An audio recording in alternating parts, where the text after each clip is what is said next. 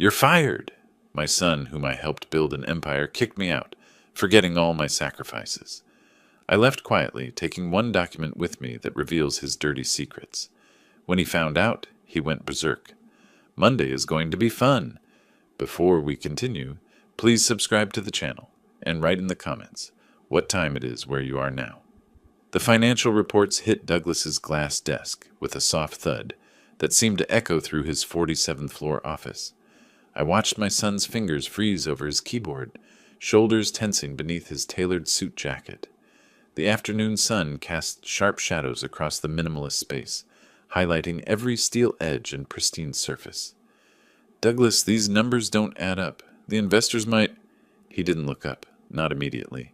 Instead, he continued typing, each keystroke deliberate and dismissive. The city hummed 47 floors below us, muffled by thick glass that sealed us in this sterile monument to modern success.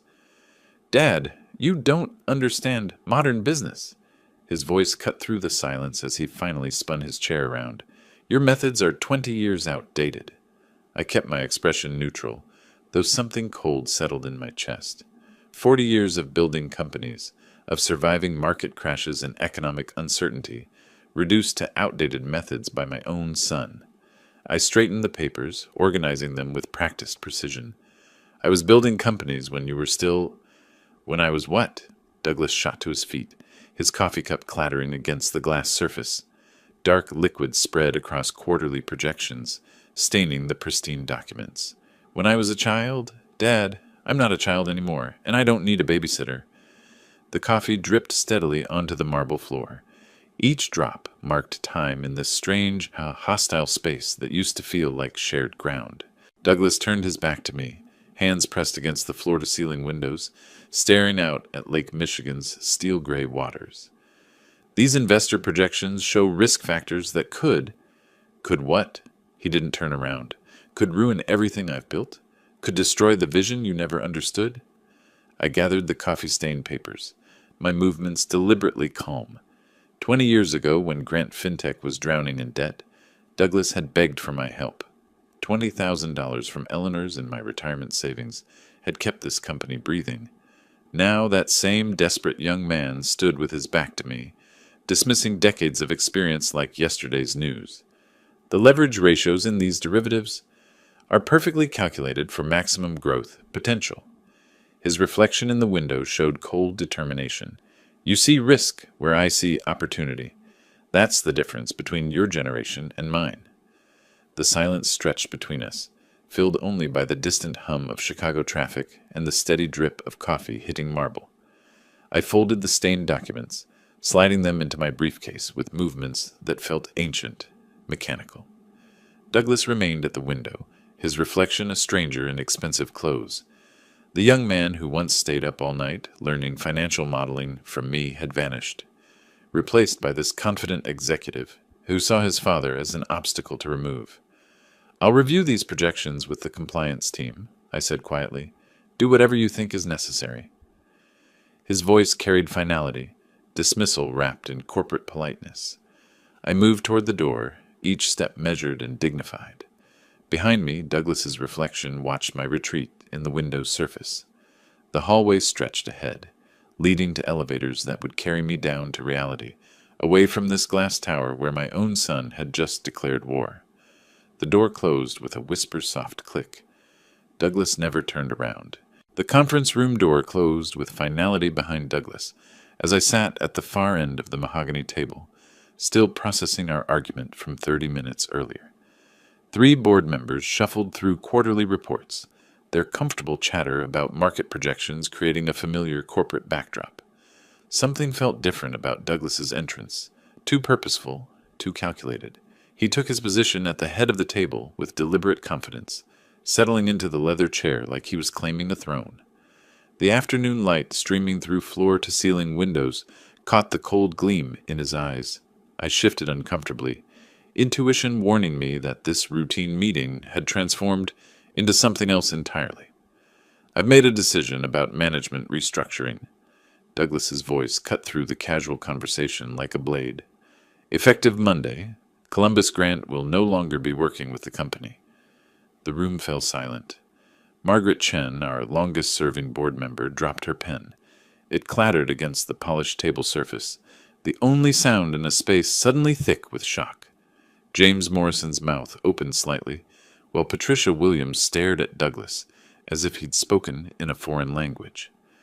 "Douglas, but your father—" Margaret began, her voice barely above a whisper. "My father will receive appropriate compensation. This is a business decision." The words hit me like physical blows, each syllable precisely chosen for maximum impact. 20 years of sacrifice, of building this company from near bankruptcy to its current success, dismissed as a restructuring decision. The public setting made the humiliation complete. Douglas had chosen this moment, this audience, with surgical precision. I felt every eye in the room on me, watching for my reaction. The corporate setting that had once felt like home now seemed like a courtroom where I'd been sentenced without trial. The wall-mounted screens displaying company metrics suddenly felt like monuments to my obsolescence. Rising slowly from my chair, I maintained the dignity that had carried me through 4 decades of business challenges. The leather creaked softly as I stood, gathering my remaining pride like armor around me. Douglas's calculated cruelty hung in the air, visible to everyone present. "I understand." My voice remained steady, though each word cost me something precious. "Good luck to you, son." Douglas didn't flinch at the title. He sat perfectly still, watching my graceful exit, with the same cold calculation he'd shown entering the room. The board members avoided my gaze, uncomfortable witnesses to a family drama they'd never expected to see played out in their professional sanctuary. The hallway stretched before me as I walked away from 20 years of my life. Behind me, the conference room remained silent. No one spoke in the wake of what they'd witnessed. My footsteps echoed against marble floors, each one carrying me further from the company I'd helped save, toward an uncertain future my own son had thrust upon me. The elevator buttons glowed softly as I pressed the number for my floor. As the doors slid closed, I caught a final glimpse of the conference room where my professional legacy had just been publicly executed. Douglas's silhouette remained motionless at the head of the table, victorious in his corporate coup. My office door closed behind me with a soft click, finally offering the privacy I desperately needed. My hands trembled slightly as I set down my briefcase, the first crack in the composure I'd maintained through Douglas's public execution of my career. The familiar space felt foreign now, as if I were seeing it through different eyes. Cardboard boxes sat stacked in the corner. Someone had anticipated this moment, prepared for my departure before I'd even known it was coming. The efficiency of it struck me like another blow. How long had Douglas been planning this? How many people had known before me? I began mechanically placing personal items into the nearest box. Family photos spanning decades came first. Douglas's graduation from Northwestern, Eleanor and me at our 25th anniversary, the 3 of us at the company's first profitable quarter celebration. Each image told a story of investment, sacrifice, love that had apparently meant nothing to my son. My fingers found a manila folder buried beneath quarterly reports. The documents inside were yellowed with age, financial statements from 2008, when Grant FinTech was hemorrhaging money and facing bankruptcy. I remembered that desperate night when Douglas had called, his voice breaking as he explained how close the company was to collapse. "Dad, I need $20,000. It's our only chance." Eleanor had worried about using our retirement savings, but I'd believed in him. The young man whose passion for financial innovation had impressed even skeptical investors deserved that chance. I'd written the check without hesitation, watching Douglas's relief transform into determination. The phone rang, startling me from the memory. Eleanor's voice carried concern mixed with disbelief. "Columbus, what happened? Mia said there was an emergency board meeting, and now people are whispering." I sank into my chair, staring out at Chicago's streets as evening approached. The words felt like broken glass in my throat. "Eleanor, our son fired me, publicly, in front of everyone." Her sharp intake of breath carried through the phone line. "Oh, my dear, come home. We'll talk this through." 20 years, Eleanor. 20 years I gave to this company. I continued packing with my free hand, wrapping a small bronze award in tissue paper. "Do you remember when I mortgaged our house to cover payroll during the recession? When I worked 16-hour days to rebuild client confidence after the market crash? I remember all of it, she said softly. You saved that company more than once. The documents from 2008 lay spread across my desk like evidence in a case I was only beginning to build. My $20,000 investment had been the bridge Douglas needed to reach bigger investors. My connections, my reputation, my decades of industry relationships had opened doors he couldn't have opened alone. He called it a business decision, I continued, organizing the financial papers with growing purpose. Restructuring, he said, as if 20 years of partnership, of mentorship, could be restructured away like outdated equipment. Come home, Eleanor repeated. We'll figure this out together. As darkness fell over Chicago, I remained in my office, surrounded by boxes that contained the artifacts of a professional lifetime.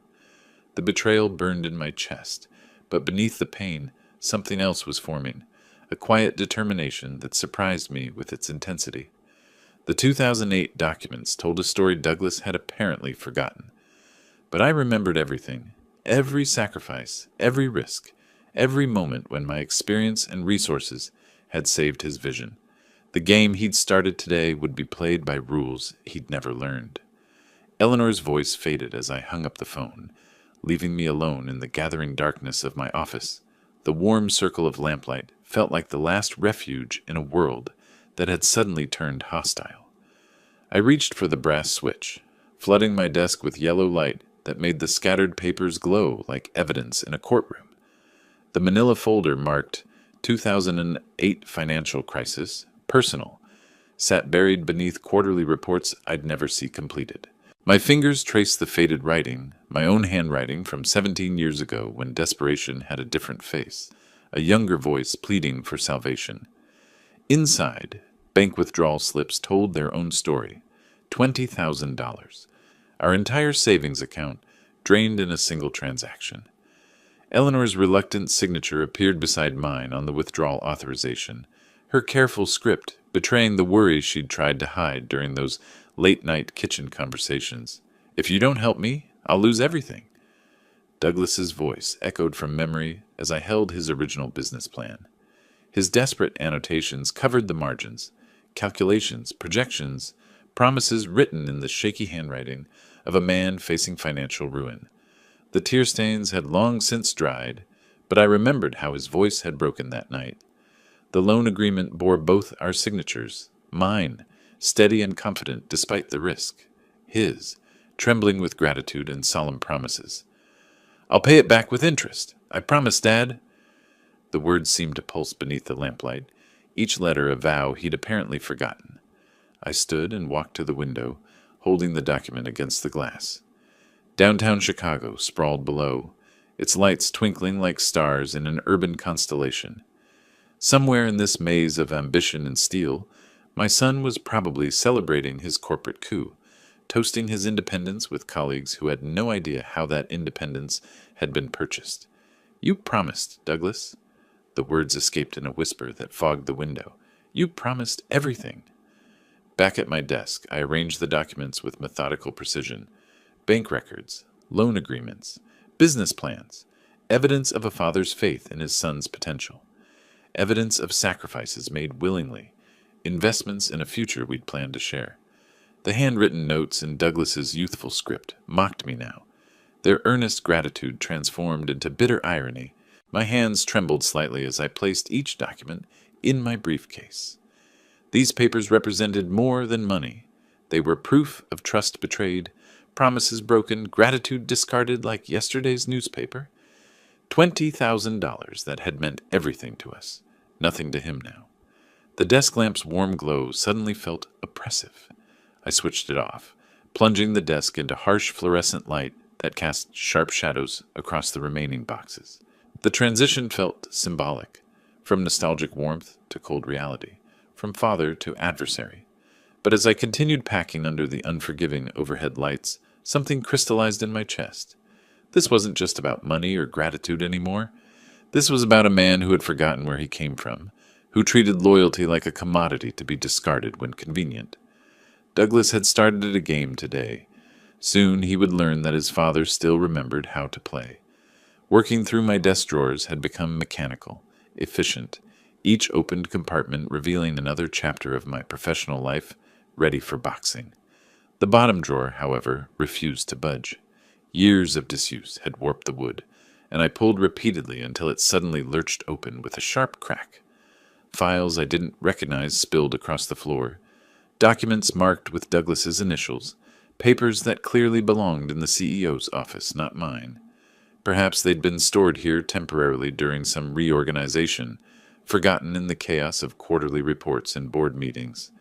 The first document appeared routine, an internal financial summary for Q4 2024, but the numbers made me pause. According to my memory, our profit margins had been strong, but not exceptional. These figures showed something different entirely, projections that seemed impossibly optimistic for our market position.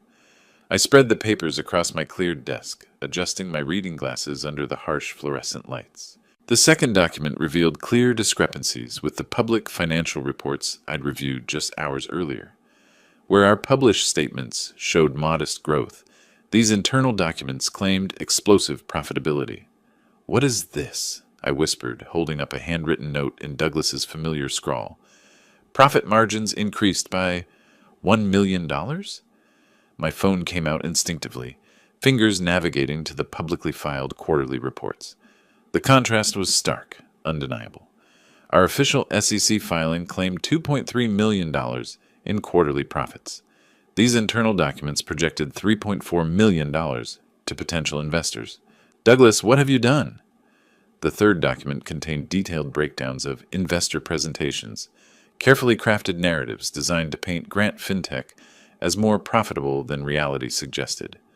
Margin calculations had been artificially inflated, debt obligations minimized, growth projections stretched beyond any reasonable expectation. This wasn't creative accounting. This was systematic fraud. I checked the hallway nervously before returning to the documents, my business instincts screaming warnings I should have recognized earlier.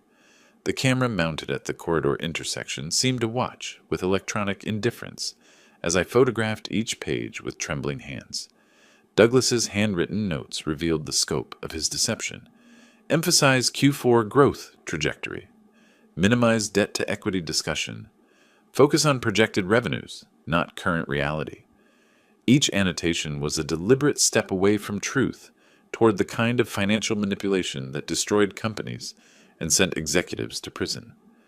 This isn't creative accounting. This is fraud. The words tasted bitter, spoken aloud in the empty office where I'd spent 2 decades building legitimate success. The final document was a timeline, Douglas's plan for securing major investment capital based on these inflated projections. He intended to present this fabricated financial picture to institutional investors within weeks, potentially securing millions in funding based on lies. My son wasn't just arrogant and ungrateful. He was a criminal, systematically deceiving investors while building his empire on foundations of fraud. The young man who had once sobbed gratefully in our kitchen had become someone I didn't recognize, someone willing to destroy innocent investors to feed his ambition. I secured each document carefully in my briefcase, beside the 2008 papers that told such a different story. The contrast was overwhelming. Then, a desperate son seeking help from his father. Now, a criminal son who had forgotten the difference between ambition and theft. Standing in my office doorway, I looked down the darkened hallway toward Douglas's distant office. The moral decision had crystallized with shocking clarity. This wasn't about family loyalty anymore. This was about right and wrong, about protecting innocent investors from my son's greed. The hallway stretched before me as I walked purposefully toward the elevator bank, briefcase in one hand, a small box of personal items in the other.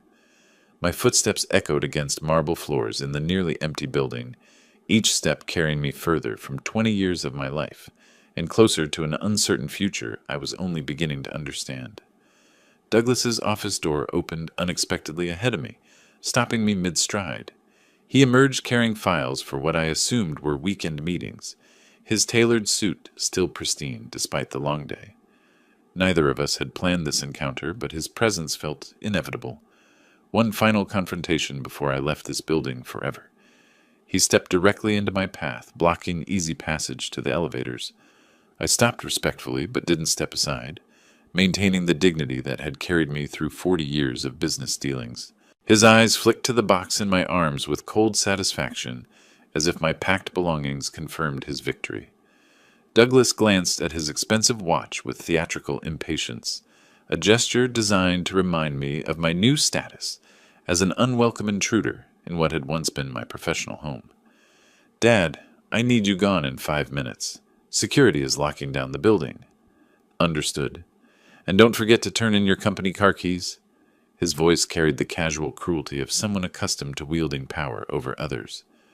"The Lexus needs to be in the parking garage by Monday morning." The car. 20 years of service, and he wanted to reclaim even that small courtesy. I shifted my briefcase to a more secure grip, feeling the weight of the documents inside, evidence that would reshape our relationship permanently once I decided to use it.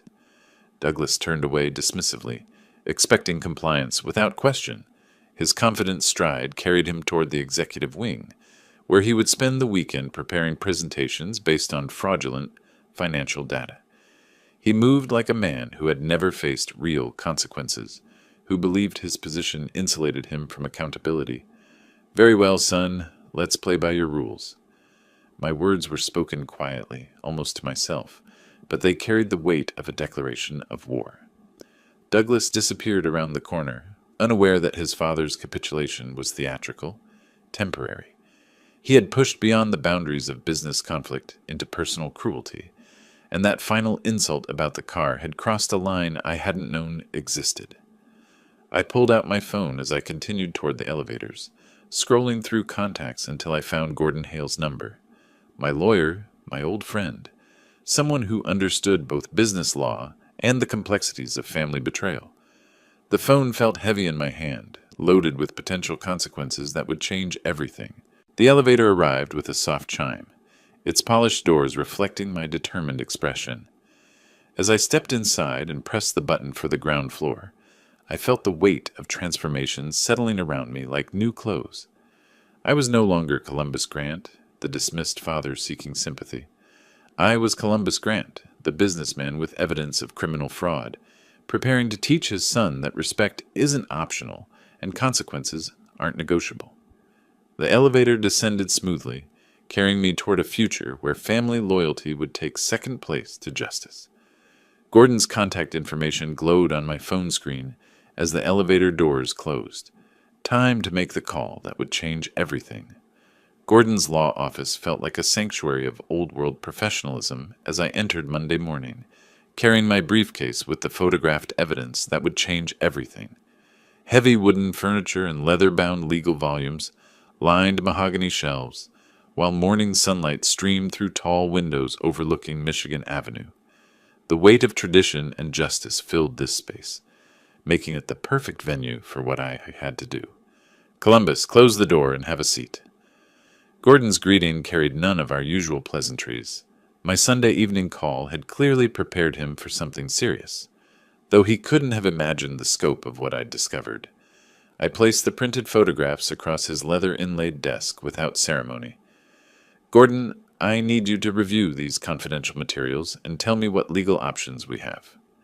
He adjusted his reading glasses and began examining each document with the methodical precision that had made him one of Chicago's most respected corporate attorneys. His expression grew increasingly grave as he studied Douglas's handwritten notes, the inflated profit projections, the systematic deception designed to mislead potential investors. "Columbus, these are serious allegations. Are you certain about this?" His voice carried the weight of someone who understood federal criminal law.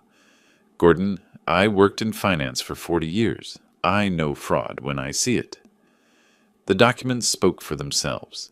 Internal reports showing one set of numbers, while SEC filings showed completely different figures. Investor presentations built on fabricated financial data. Gordon pulled several legal reference books from his shelves, cross-referencing securities regulations with what we'd uncovered. His computer screen filled with federal statutes as he verified current SEC requirements for financial disclosure.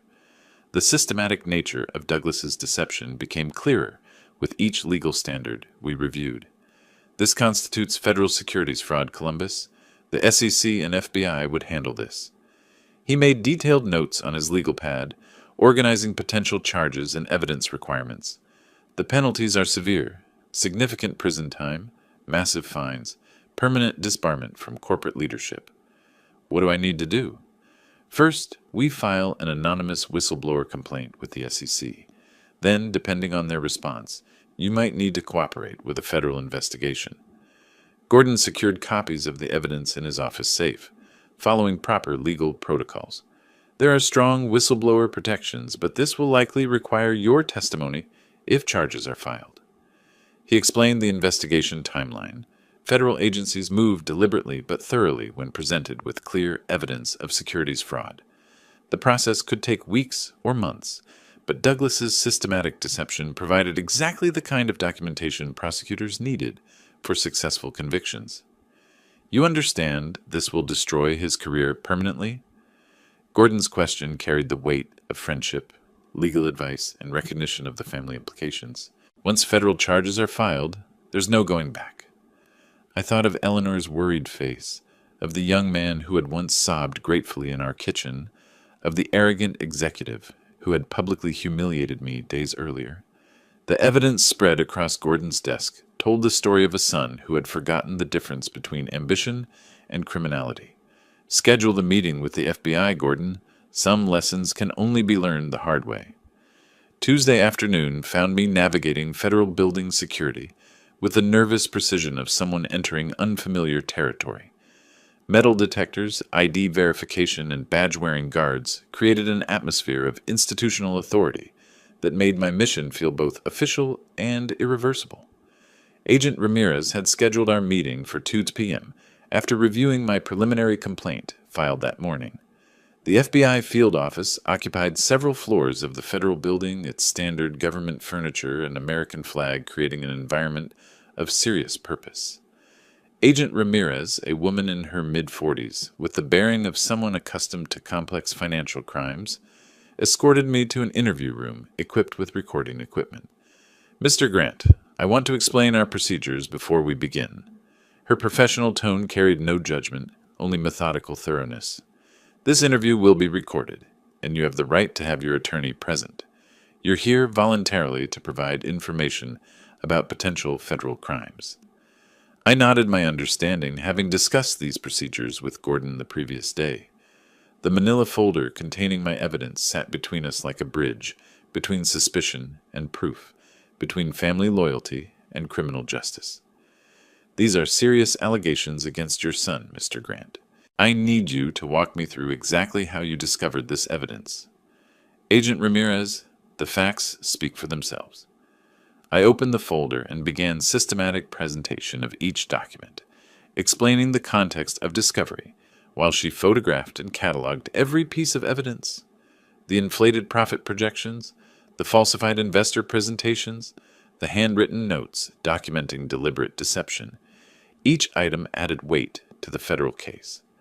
She questioned me thoroughly about my background, my relationship with Douglas, my knowledge of Grant FinTech's operations. My 40 years of business experience provided credibility, while my personal investment in the company's 2008 survival established both motive and opportunity for discovering the fraud. We'll need time for independent verification of these allegations. Agent Ramirez secured the original documents in evidence bags, following federal chain of custody protocols. During our investigation, you cannot contact the subject or discuss this matter with anyone except your attorney. Understood. I'm prepared for full cooperation. She explained the investigation timeline. Federal agencies would verify the authenticity of the documents, cross-reference with SEC filings, potentially interview other company employees. If the evidence supported criminal charges, Douglas would be arrested and face federal prosecution for securities fraud. Are you prepared to testify in federal court if this case goes to trial? Her question carried the weight of final commitment, the understanding that my cooperation would make me a key witness in my son's potential conviction. The recording equipment hummed softly as I signed the formal witness statement and cooperation agreement. Each signature marked another step away from family loyalty toward federal justice. But Douglas's systematic deception of innocent investors demanded accountability that transcended personal relationships. Walking out of the federal building an hour later, I carried Agent Ramirez's business card and a copy of my witness statement. The weight of institutional authority followed me to the parking garage, where I sat in my car for several minutes, processing what I'd just initiated. Looking back at the federal building's imposing facade, I understood there was no retreat from this path. Douglas had chosen deception over integrity, and federal justice would provide the education I'd failed to give him. Monday morning at 7 sharp, I sat in my car across from the Grant FinTech building, watching unmarked federal vehicles position themselves around the glass tower that had once represented our family's shared ambitions. Agent Ramirez had called Sunday evening to inform me that federal warrants had been secured and the arrest would proceed at morning rush hour. FBI agents in tactical gear emerged from black SUVs with military precision, their movements coordinated by radio communication and years of experience executing federal operations.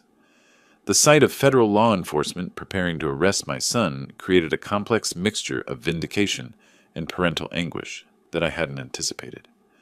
Douglas's silver BMW pulled into the executive parking area at exactly 7:15, his punctuality serving him poorly for once. He emerged carrying files for investor meetings scheduled throughout the week, completely unaware that federal agents were already securing the building's entrances and elevator banks.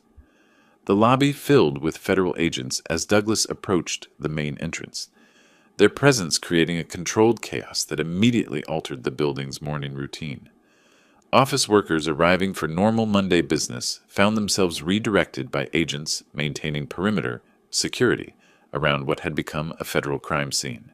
Agent Ramirez positioned herself near the elevator bank as Douglas entered the lobby, his confident stride carrying him directly toward the confrontation that would end his criminal enterprise permanently. The federal operation unfolded with mechanical efficiency. No drama, no excessive force, just professional law enforcement executing legal warrants. Douglas Grant, you're under arrest for federal securities fraud. Agent Ramirez's voice carried clearly across the marble lobby as she displayed her credentials and arrest warrant. You have the right to remain silent. Anything you say can and will be used against you in federal court. This is a mistake. Call my lawyer immediately. Douglas's voice cracked with disbelief as handcuffs clicked around his wrists. The arrogant executive who had publicly humiliated me 10 days earlier now faced federal criminal charges based on evidence I'd provided. Mia Torres emerged from the elevator bank with other early arriving staff members, her face showing genuine shock at the federal operation unfolding in their workplace. What's happening here? Where is Mr. Columbus? Her loyalty to me, even in chaos, provided unexpected comfort. Federal investigation into financial fraud, ma'am? The agent's response was professional, final, offering no additional details about ongoing criminal proceedings. FBI agents simultaneously secured the Grant FinTech offices, seizing computers and financial records that would provide additional evidence of Douglas's systematic deception. The methodical nature of federal evidence collection transformed our former workplace into a documented crime scene. From my distant vantage point, I watched Douglas being escorted through the lobby in handcuffs, his expensive suit and confident demeanor replaced by the reality of federal criminal prosecution. The perp walk through the building's glass entrance would likely appear on evening news broadcasts, completing his public humiliation. Media vans began arriving as word spread about the federal operation, their cameras capturing the arrest of a prominent Chicago businessman for securities fraud. The story would dominate financial news for days, a cautionary tale about corporate greed and the long reach of federal justice. As Douglas disappeared into a federal transport vehicle, I started my car and drove slowly away from the scene. Justice had been served, but watching my son's arrest created emotional complexity I hadn't expected. The vindication felt hollow, overshadowed by the recognition that our family would never recover from this morning's events. Agent Ramirez's investigation had moved swiftly from evidence review to arrest warrant, proving that Douglas's arrogance had finally encountered consequences he couldn't manipulate or dismiss. The federal system had no tolerance for securities fraud, regardless of family connections or executive privilege. 2 months had passed since Douglas's arrest when I walked through the federal courthouse metal detectors for what would become the most difficult day of my life. My footsteps echoed against marble floors as armed marshals directed me toward courtroom 415, where I would testify against my own son in federal criminal proceedings. The courtroom's dark wood paneling and formal atmosphere created a sense of institutional gravity that made family relationships seem secondary to justice. Douglas sat at the defendant's table in an orange prison jumpsuit, his expensive suits and corporate confidence replaced by the reality of federal detention. Eleanor occupied a seat in the gallery behind me, dressed formally but carrying the weight of a mother watching her family destroy itself. "Please raise your right hand." The court clerk's words carried finality as I approached the witness stand. The oath felt heavier than usual, knowing I was swearing to tell the truth about my son's criminal activities before a jury of 12 citizens who would decide his fate. "Mr. Grant, how did you discover these documents?" The prosecutor's first question launched me into testimony I'd rehearsed for weeks with federal attorneys. I was packing my belongings after being terminated and found them in my desk drawer. My voice remained steady as I explained the timeline of discovery, the systematic nature of Douglas's fraud, the fabricated investor presentations designed to deceive innocent people seeking legitimate investment opportunities. The defense attorney's cross-examination attacked my motives with calculated aggression. "You sought revenge against your son for firing you, didn't you, Mr. Grant?" I protected investors from securities fraud. Each question tested my resolve, but 40 years of business experience had taught me to separate emotion from fact, personal pain from professional responsibility. Douglas stared at me throughout the testimony, his expression mixing disbelief with betrayal. The young man who had once begged for my help now watched his father provide evidence that would send him to federal prison. Eleanor dabbed at her eyes with tissues, grieving for both her husband's pain and her son's choices. The jury deliberated for 3 hours while I waited in the courthouse hallway, processing the complexity of having testified against my own child.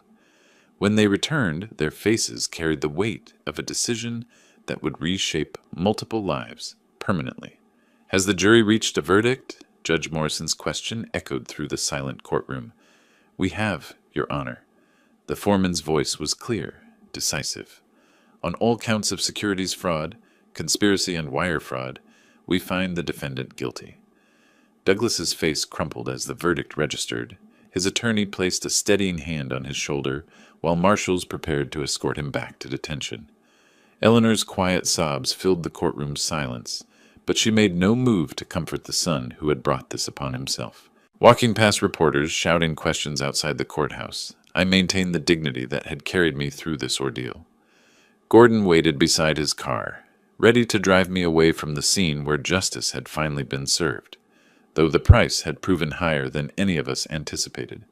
The federal system had spoken. My son was officially a convicted criminal, and I was the witness who had made it possible. The sentencing hearing in July felt different from the trial, more solemn, final, carrying the weight of consequences that couldn't be appealed or overturned. Judge Morrison reviewed pre-sentence reports, while Douglas stood in shackles, noticeably thinner after 3 months in federal detention, his arrogance finally broken by the reality of his situation. 7 years federal prison, restitution of $2.3 million to defrauded investors. Judge Morrison's sentence echoed through the courtroom with mechanical precision. The defendant will surrender all assets and forfeit his corporate positions permanently. Marshall led Douglas away without a backward glance at Eleanor or me. His wife exited the courthouse immediately, refusing to speak to reporters who shouted questions about divorce proceedings and custody arrangements. The family I'd known for 42 years had officially ceased to exist. Driving past Douglas's former mansion that afternoon, I saw the sold sign planted firmly in the manicured lawn. Real estate agents had liquidated his assets to satisfy federal restitution requirements. The house, cars, investment portfolios, everything accumulated during his fraudulent success now belonged to his victims. Eleanor met me at our kitchen table that evening, her face showing the exhaustion of watching our son's complete destruction. "Was it worth losing him forever?" she asked, though her tone carried acceptance rather than accusation. "Justice has been served," I replied, though the words felt inadequate for the complexity of our situation. Meanwhile, Douglas adapted to federal prison routines in his concrete cell, sharing space with a roommate who listened to his bitter complaints about family betrayal. The corporate executive who had once commanded boardrooms now stood in cafeteria lines and followed guards' orders, learning lessons about respect and consequences that came 20 years too late. His children learned they couldn't visit Daddy in his new home.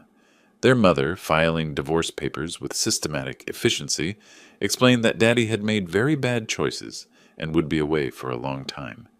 The grandchildren I might never see again became casualties of their father's criminal arrogance.